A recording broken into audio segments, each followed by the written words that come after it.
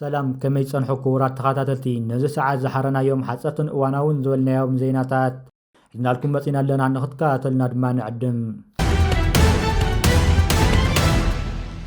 ኣብ ሰሙን ኣብ ኤርትራ ህንጸት መንበር ኣባይቲ ዝምልከት ደረቕ ስእልታትን ቪድዮታትን ዝርጋሕ ዘሎ ኮይኑ እዚ ከዓ ውሽጢ ሃገር ዝርከባ ዘለዋ ኩባንያታት ናይ ወጻኢ ኤርትራ ኣትየን ይርከባ ኣለዋ።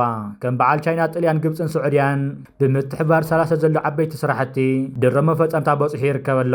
ከምቲ ክቡር ፕሬዚደንት ኢሳያስ ኣፈወርቂ ኣብ ቃለ መሕተቱ ዝገለጾ ህንጸት መንበር ኣባይቲ ሕፅረታት ብምፍታሕ ዝጸንሐ መደባት ብምኽላስን ሓደሽቲ መደባት ብምውፃእን መንግስቲ ኤርትራ ኣብ ሓጸርቲ እዋናት ኣባይቲ ዓበይቲ ስራሕቲ ክሳለስል ምዃኑ ክቡር ፕሬዚደንት ኢሳያስ ኣፈወርቂ ሓበሬታ ሂቡ ነይሩ። እዘን ሕጂ ኩባንያታት ስዑድያን፣ ግብፅን፣ ቻይናን ዘሰላስልዎ ዘለዉ ዓበይቲ ስራሕቲ ከዓ መርኣያን መቐጸልታ ናቱ ኮይኑ እዩ ዝርከብ። ህዝብን መንግስትን ኤርትራ ኣብ ስራሕ ዝርከቡ ዘሎ ኮይኑ ኣብ ሓጸርቲ እዋናት ድማ ንህንጸት መንበር ኣባይቲ ዝምልከት ዓበይቲ ፕሮጀክትታት ካብ ከተማ ኣስመራን ዞባ ማእኸልን ወጻኢ ኣብ ካልኦት ቦታታት ናይ ኤርትራ ዝግበሩ ዓበይቲ ፕሮጀክትታት ከም ዘለዉ እውን ካብ ውሽጢ ኤርትራ ዝወፀ ሓበሬታ የመላኽት ኣሎ። ህንጸት ኣባይቲ ሙሉእ ብምሉእ ንምፍታሕ መንግስቲ ኤርትራ ቆሪፁ ተወጊሹ ይርከብ ኣሎ። ኣብዚ ሕጂ እዋን ኣንጻር ኤርትራን መንግስቲ ኤርትራን ዝግበር ዝነበረ ብሃገራት ምዕራብ ተፃዋታትን ካልኦት ማሓንቆታትን ክፍታሕ እዩ ዝበሃለሉ ዘሎ እዋን ኤርትራ ብተስፋ ዘለዎ መድረኽ ረጊፃ ትርከበላ። ንህዝብን መንግስትን ኤርትራ ዝግበር ዝነበረ ማሓንቆታት ኣብ ቁጠባ ሃገርን ህንፀት ሃገርን ዓብዪ ሃሳያ ከወርድ ጸኒሑ እዩ። እዚ ካብ ምዕራባውያን ሃገራት ኣብ ልዕሊ ኤርትራ ዝግበር ዝነበረ ተፃወታትን ማሓንቆታትን ደው እንተዳኢሉ ድማ ኤርትራ ኣብ ሓጸርቲ እዋናት ዝማዕበለትን ዝበለፀትን ሃገር ክትከውን እያ። እዚ ህንፀት መንበር ኣባይቲ ዝምልከት ከምዚ ዓይነት ኣገዳሲ ሓበሬታ ካብ ውሽጢ ሃገር ኣብ ሓጸርቲ እዋናት መንገዲ መንግስቲ ኤርትራ ነቲ ፕሮጀክት ዝምልከት ሓበሬታ ክዘርግሕ እዩ። ብኻሊእ ዜናና ድማ ሰራዊት ኤርትራ ይወፅእ ከም ዘሎ ላዕለዋይ ኣዛዚ ሰራዊት ትግራይ ገሊጹ። ኣዛዚ ምብራቕ ጀነራል ማሾ በየነ ኤርትራን ትግራይን ኣብ ደዋት ጽምዶ ፈጢሩ እዩ ዝበለ ኮይኑ ኣብ ደዋትና ከምዚ ዓይነት ሰላማዊ ኩነታት ምፍጣሩ ዝሕርቆም ሰባት ኣለዉ ዝበለ ኮይኑ ምንም ክንገብር ኣይንኽእልን ክብል ንብልጽግና መልእኽቱ ሕሊፉ ኣሎ። ሎሚ ናብ ሻዕብያ ከይድኩም ይብልና ኣሎ። ሎሚ ጽድሞ ዝበሃል ኣሎ ይብልና ኣሎ። እዚ ተገላውጠሽ እዚ ብጣዕሚ ዝገርም እዩ። ንምንታይ ደኣ ከምኡ ይብሉ ኣለዉ ተተባሂሉ ያው ኣብ ግጭት ክትነብር ሓሳብ ስለ ዝነበሮም ሻዕብያ ድማ ብናይ ባዕሎም ምክንያት ካብቲ ጎቢጦም ሒዞምዎ ዝነበሩ መብዛሕትኡ ቦታታት ይወፁ። ብኻሊእ ዜናና ድማ ኣብ ክልል ኣምሓራ ዝካየድ ዘሎ ኩናት ቀንዲ መስመራት መጓዓዝያ ከም ዝተዓፀወ ተገሊጹ። ጉጅለ ዕጡቕ ፋኖ መከላኸሊ ኣየር ዙ 23 ዝረኸቦም ብርክት ዝበሉ ፅዋራት ካብ ሰራዊት ምክልኻል ከም ዝማረኸ ዝገልጽ ዘሎ ኮይኑ ብምኽንያት እቲ ኩናት ድማ ኣብ ክልል ኣምሓራ ጎጃም ትራንስፖርት ሙሉእ ብምሉእ ከም ዝተቋረፀ ብተወሳኺ ድማ ንረብዓይ መዓልቲ ከም ዝኾነ ተገሊጹ ኣሎ። ካብ ኣዲስ ኣበባ ናብ ጎጃም ካብ ሓንቲ ከተማ ናብ ካልእ ከተማ ዝኸይድ መጓዓዝያ ዘየለ ከም ዝኾነ ዝገልጹ እቶም ነበርቲ ኣብ ከተማ ደጀን ብዙሓት መኻይን ደው ኢለን ከም ዘለዋ ድማ ወሲኾም ገሊፆም። ብሰንኪ መጓዓዝያ ህዝቢ ከቢድ ሓሰያ ይገጥሞ ከም ዘሎ እቶም ነበርቲ ጠቂሶም ዘለዉ ኮይኖም ሓይልታት ጸጥታ መንግስቲ ካብ ባህር ዳር ናብ ሚጣይ ዝወስድ መንገዲ ድሕሪ ምዕፃዎም ሓይልታት ፋኖ ድማ መንገዲ ኣዲስ ኣበባ ደጀን ደብረ ማርቆስ ክዕፀ መልእኽቲ ሕሊፎም ኣለዉ። ብተወሳኺ ድማ ትማሊ መስመር ወልድያ ትግራይ ተዓፂ ከም ዝወዓለ ተገሊጹ ኣሎ። መንግስቲ ኢትዮጵያ ድማ በዚ ጉዳይ ዝበሎ ነገር የለን።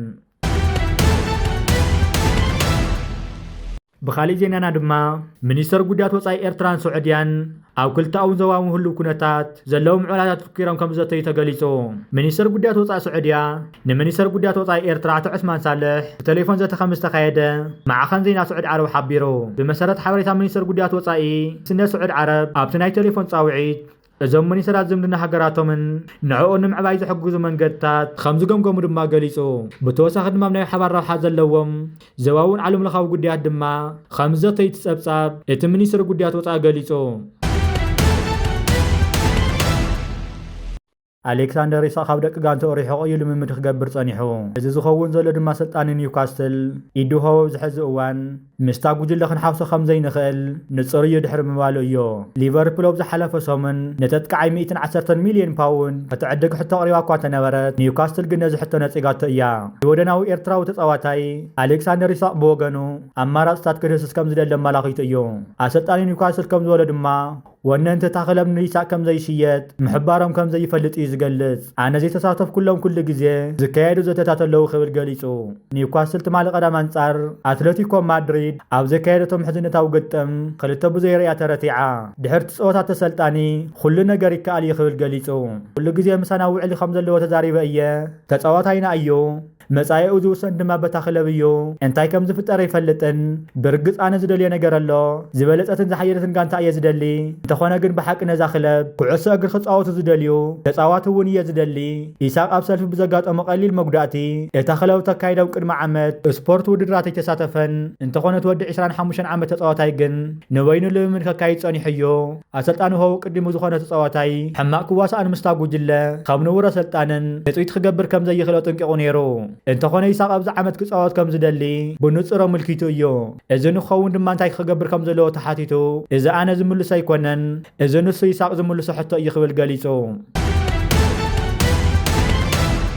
ብኻሊእ ዜናና ድማ ኣብ ዓባይ ብሪጣንያ ዝተኣገደ ጉጅለ ንምድጋፍ ዝተኻየደ 474 ሰባት ኣብ ቀይዲ ከም ዝኣተዉ ፖሊስ ለንደን ገሊጹ መንግስቲ ዓባይ ብሪጣንያ ብመሰረት ሕጊ ግብረ ሽበራ 2000 ወርሒ ሓምለ ነቲ ጉጅለ ከም ዝኣገደ ይፍለጥ ኣብቲ ሃገር ነቲ ጉጅለ ምድጋፍ ወይ ኣባል ናይቲ ጉጅለ ምዃን ክስካብ 14 ዓመት ማእሰርቲ ዘቕፅዕ ገበን እዩ ኣብቲ ሰልፊ ተቃውሞ ነቲ ጉጅለ ደገፍ ዝገልጹ ጽሑፍ ዝሓዘ ተኣሲሩ ኣሎ ወይ ኣብ መስርሕ ማእሰርቲ ይርከብ ክብል ፖሊስ ገሊጹ ካብቲ ቦታ ዝተረኸበ ተንቀሳቓሲ ስእሊ ኣባል ፖሊስ ኣብ መንጎቶም ኣብ መሬት ኮፍ ዝበሉ ሰልፈኛታት ክንቀሳቐሱ መሪሖም ክወስድዎም ድማ የርኢ ፖሊስ ኣብ ኤክስ ኣብ ዘርግሖ ጽሑፍ ተቃውሞ ክጅምር ከሎ ካብ 500 ክሳብ 600 ሰባት ኣብቲ ኣደባባይ ከም ዝነበሩ የምልክት እንተኾኑ መብዛሕትኦም ተዓዘብቲ መራኸቢ ብዙሃን ወይ ድማ ንፓለስታይን ኣክሽን ዝድግፍ ጽሑፋት ዘይሓዙ ሰባት ከም ዝነበሩ ወሲኹ ይሕብር እቲ ፖሊስ ከም ዝበሎ 466 ሰልፈኛታት ነቲ ጉጅለ ብምድጋፎም 5 ልዕሊ ኣባላት ፖሊስ መጥቃዕቲ ብምፍጻሞም 2 ብገበን ህዝባዊ ስርዓት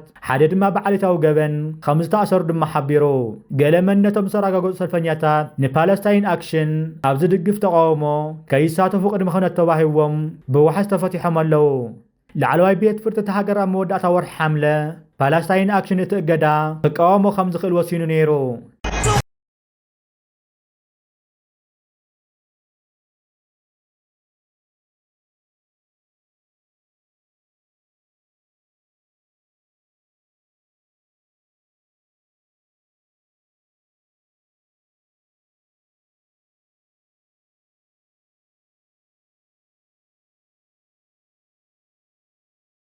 خبركم ዝኸበርክን ተኸታተልትና ነዚ ሰዓት ዝሓዝናዮም ሓበሬታታት ነቶም ክትከታተልዎም ፀናሕኩም ይመስሉ ነይሮም ኣብ ዝቐፅሉ ብኻልኦት ሓበሬታታት ክሳብ ንራኸብ ሰላም ናትመነና በቢ ዘለኹም ሰላም ንዓኹም ይኹን ሰላም